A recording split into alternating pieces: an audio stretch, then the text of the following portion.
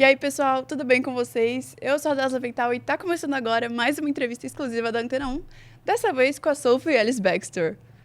Let's start. Well, first of all, welcome, Sophie. How are you? I'm really good, thank you. Thank you for having me. Yeah, of course. Thank you for speaking with us today. So, I want us to start with a bang. Of course, your 2001 hit Murder on the Dance Floor is back on its way to the top of UK charts almost 23 years after it was first released. How do you feel? Does it feel real? Quite surreal, but really fun and really quite magical actually. I think I'm trying to get my head around it, but I'm also really enjoying myself. It's a Right. really special thing to happen, I think. Yeah, I can imagine. Um, and I know that it's mostly back because of Saltburn. So I wanted to ask you, in your opinion, what do you think that Saltburn is about? You know, what's the message? And can you answer that without spoiling anything? Yes, okay. So I guess Saltburn is it's about feeling like some people have an easier life than you Mm. and are sort of gliding on the top, and you feel like they're part of a club where you'll never be a member. Right. So someone duplicitous is trying to work out how they can get a piece of the action for themselves. Hmm. Is that a Yeah, fair summary? yeah, I would say so. And which other songs of yours would you like to introduce Gen Z to? um, well, there's nothing specific. I think it's quite a funny idea though that if you discover a song and you think it's a new song and a new artist, and then you're like, oh, there's like 7 albums. But look, if someone comes discovers me this way and they they like other stuff, that's wonderful. If they only want to hear me for murder, that's all fine too. Like, I think I'm not a greedy person. All I've ever wanted is Mhm. to keep doing what I do, and I've had lots of lovely people who've stuck with me since the beginning and allowed me the freedom to do what I do for a long time. So I think it'd be really churlish of me to be asking for more. I mean, I've had a lovely time and I continue to have a good time. Yeah, for sure. Um, so why do you think that this early 2000s pop dance music is getting a moment again?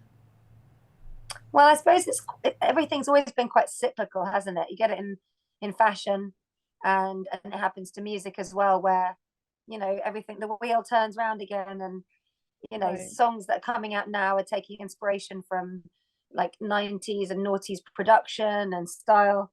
But that being said, there are loads and loads of good songs from that time, and I do appreciate how lucky I am that Murder's been given a little spotlight on it, because it could have been so many songs. So I think it's just a lovely feeling to have, really, and I'm really happy for it.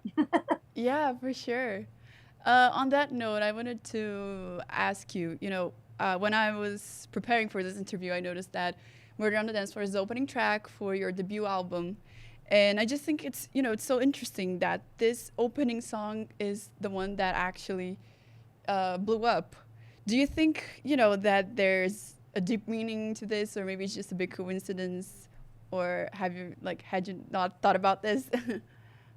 No, well, that's interesting. I think probably because Murder on the Dance Floor and I have already had a few adventures, and so when it first came out, it was the first song that I released from my second album in every country except for the UK, where it was my second Mm. single, but everywhere else it was my Right. first single. So when that song, it took me on adventures back then. I traveled around the world with it. So I suppose that song has always been a pretty integral song when it comes to, you know, telling everybody the sort of music they can expect from me, the sort of thing I like. It was like, me setting up my stall, I guess. So it's always been a very significant song for me. And for the last 20 years, I finished my shows with it. It's always been a big song. Like, I've had a big relationship with it. So um I suppose that's what that is. But none of that would explain really why it's having another moment now. I think that's just a little bit of bit of magic, really. Yeah, it's really fun.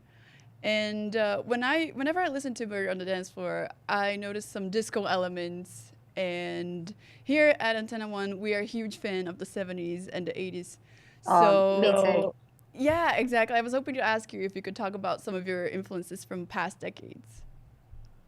Yeah, so because there was another song on my first album called Take Me Home, and Take Me Home was originally recorded by Cher in the 70s, because I basically had been listening to loads of disco when I made the album.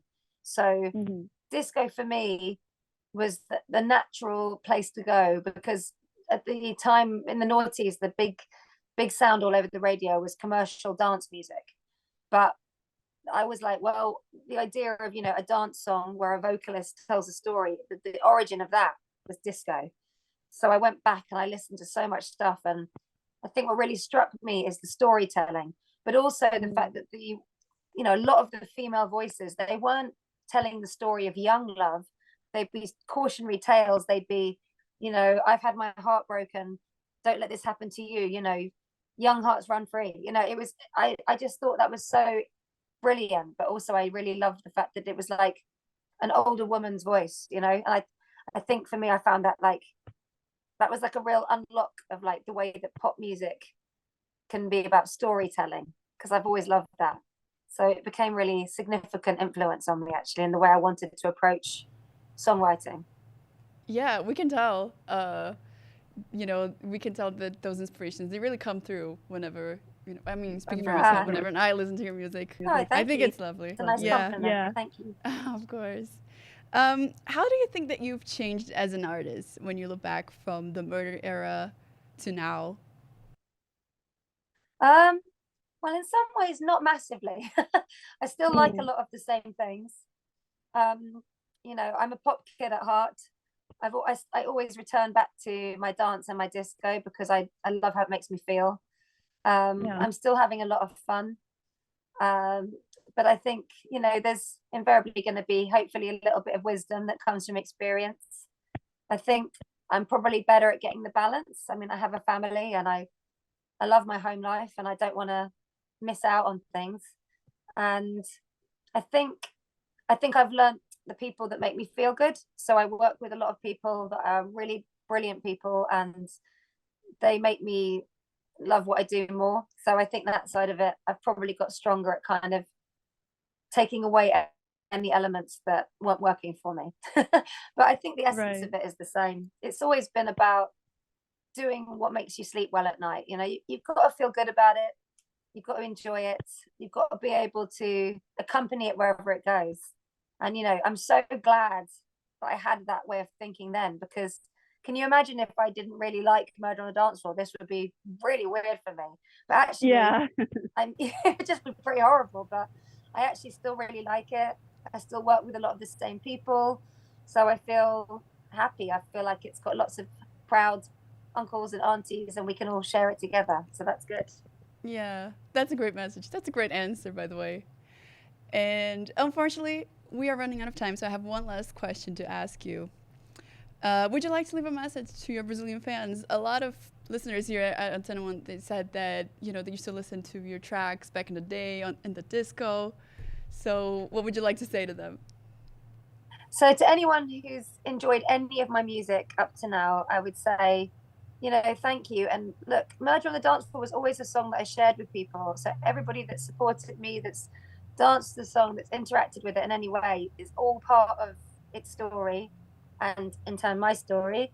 And I really hope I can come back to Brazil soon. I haven't been since Murder on the Dance Floor came out. So I think it's due. It's been a while. I think I'm due another trip, please. Yeah, we're waiting. Yeah, I would love it. I'd really love it. Fingers crossed. Of course. Well, thank you so much. It's been so nice talking to you, and I can't wait. Hope to see you in person very soon. That'd be really nice. Thank you. Espero que vocês tenham curtido esse bate-papo tanto quanto eu. Não esqueçam de comentar a parte favorita, de curtir o vídeo, compartilhar e se inscrever aqui no canal. A gente se vê numa próxima.